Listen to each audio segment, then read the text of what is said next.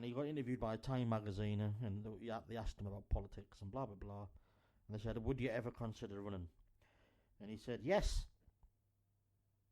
but I'd run for the Republican Party because their voters are so stupid they'll vote for anyone." That's actually what he said. And he's running for the Republicans, and they love him. It's like that's balls. He's got some balls, has Donald Trump, and it's hilarious. But today, for it is still Tuesday for once, I'm getting this done on time. I'm going to try and get it in for midnight. You know what I mean? Get it on the button. So when you get up in the morning and get to work, it'll all be on uploaded and you can have a listen. Anyhow, so today, Donald Trump, this is in one of his rallies in a massive part of the date for the presidential election candidacy for the Republicans. He has asked his supporters to boycott Starbucks. I'm not against that idea. They don't pay fucking tax anywhere. But no, that's not why. That would be like, I'd be like, hey, fucking well done, Donald, hang on.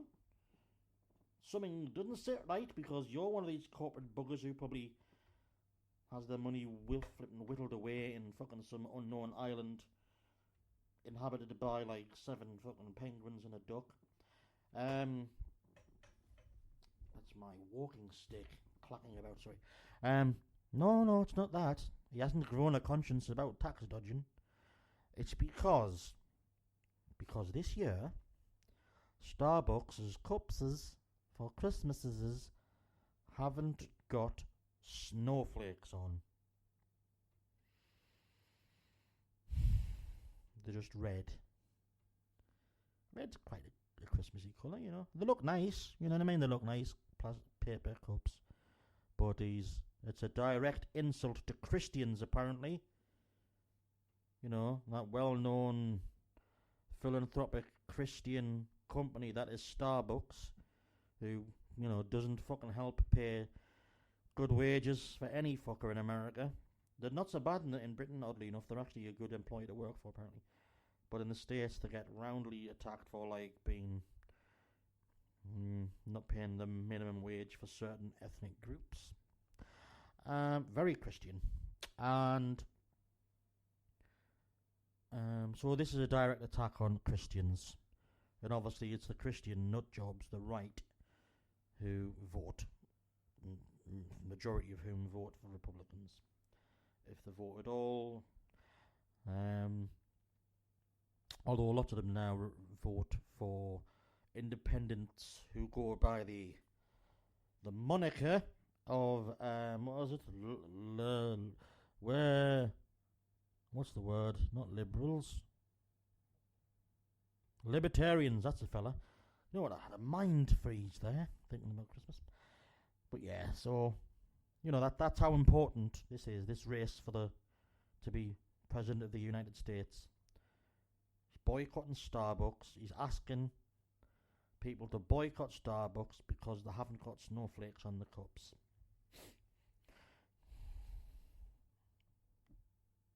Yeah. Now, if you thought George W. Bush was fucking batshit nuts crazy, he ain't got a patch on fucking the swapper of Boris Johnson's haircut that is Donald Trump. Holy shit. This guy could feasibly, I doubt he will, but he could feasibly have his finger on the fucking button. You know, that vital button that we need. I'm going to get on about Trident again, ain't I? You can see him, you can smell it coming with the coffee.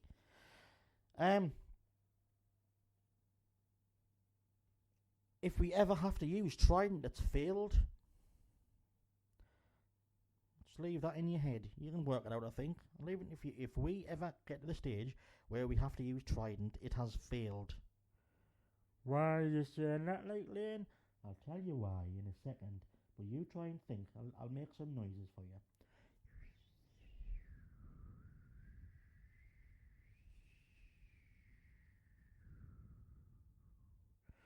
That's actually the sound of the nuclear wind. No.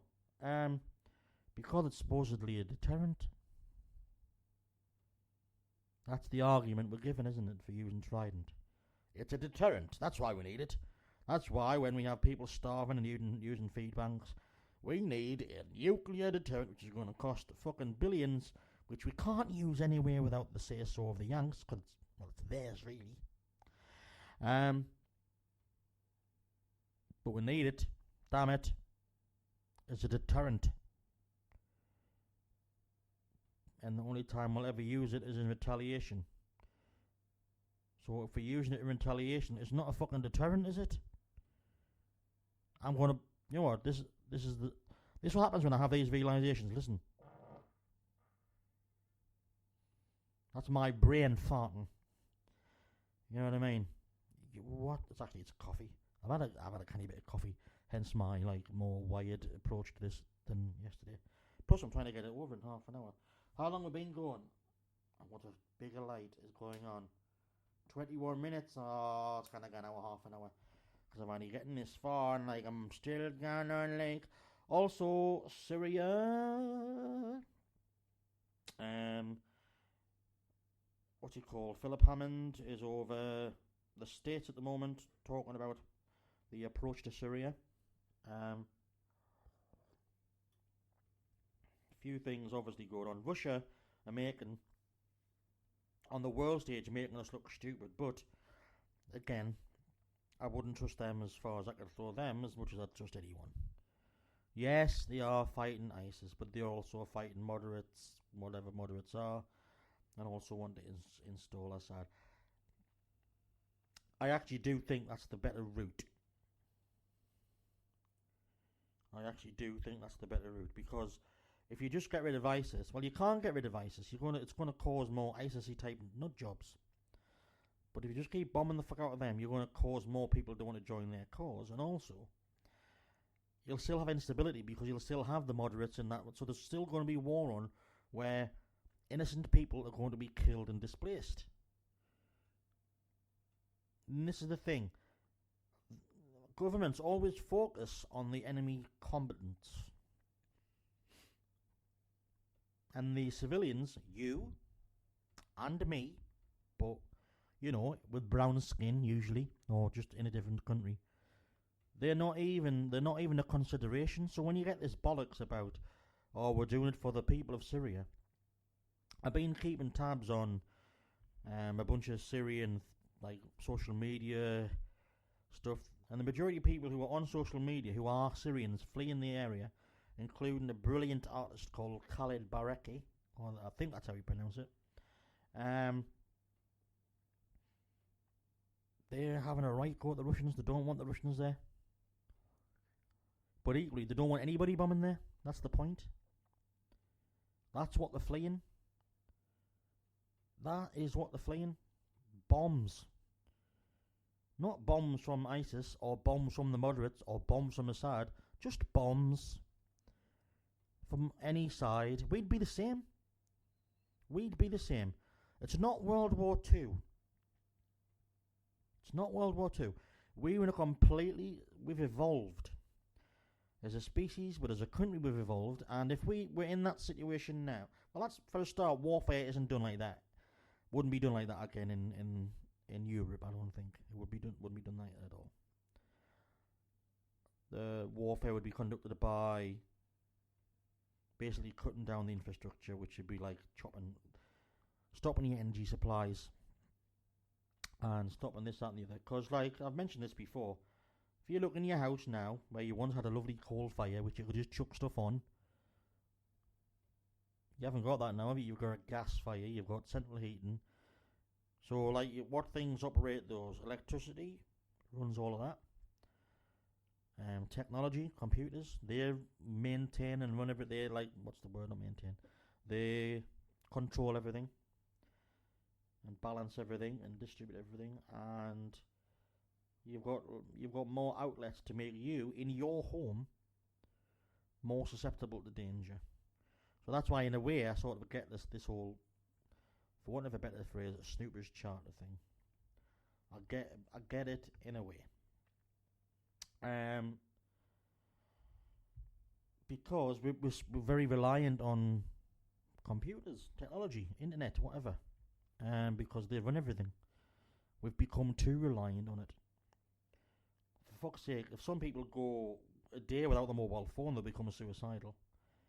You know what I mean? And that's just talking to people or tweeting selfies of them fucking having a shit. You know what I mean? When it actually comes to technology that's used to actually maintain life, maintain existence, by providing you with water, providing you with electricity, providing you with gas, not just you, everywhere you go, including hospitals, distributing this, that and the other. Your traffic lights, if they went off, you'd be fucked. So driving, the railway service we're trying to halt, because it's not manual anymore.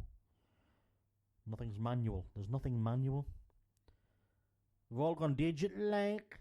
That's why analog music's better, you know what I mean? Steve Wonder, we've just had on fucking class. But yes, so queer day to day, I'm going to run through some headlines and not dwell, because I mainly wanted to concentrate on the policing, because it's like fucking another essential service being run into the floor. So it can be sold off. Whee! And who's making all the money? Yes, the politicians' husbands, wives, fucking uncles, aunties, mothers, nanas, grannies. And that's also, if you scratch the itch, that is the people who are in Labour, who are anti-Corbyn, you know, like I've said before, it's like for everything. If you want to know the truth, follow the fucking money, and you can bet your bottom dollar babe that they are all linked to some way or other into these dodgy privatisation companies in some way. They'll be either invested or their families will be invested, and you know, Labour aren't angels. But Corbyn, it's very difficult to find shit that'll stick to him, because he doesn't play that game, and he never has. Never has. Never has. But they'll still keep finding ways to make the idiots who read the Sun fucking think about them. My whole rant about the Sun yesterday has been kind of funny, because the whole of social media has gone fucking crazy ape bonkers about the whole lot, which I love. Especially that beautiful man, Mr. Wharton, MP. James Wharton, MP from Stockton South. You know, the guy who's been put in charge of the Northern Powerhouse. The one that's been, you know, contracted out to China while he sells off the steel as well.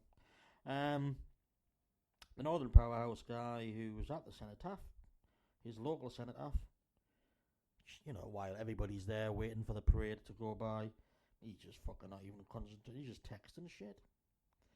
His head is bowed. Not in solemnity. Solemnity? Not in solemnity, not in remembrance. But to fucking tweet, probably. He's probably tweeting how great he is because he's turned up. Or there'll be somebody going, we're going to have a go at Corbyn. He just slightly nodded. Bunch of fucking assholes. So we'll go through some quick headlines before we shuttle off this little mortal coil of rants. So there, top one, Trump, Starbucks, boycott over red cups. EU referendum, David Cameron finally unveils reform demands. It's all about immigration, stupid. Benefits, stupid, you know. Not his mates who were all tax dodging, privatising fucking twats. Bloody Sunday, there's been a guy arrested for murdering 3 people. Don't really want to go into that. I haven't really read up a lot on it. Awful event. But like that's my whole bag, people. War is fucking stupid, and it was war. What was it? It was, at one point it was called like the Irish question. Corbyn, Jeremy Corbyn. What's this? This has just come up.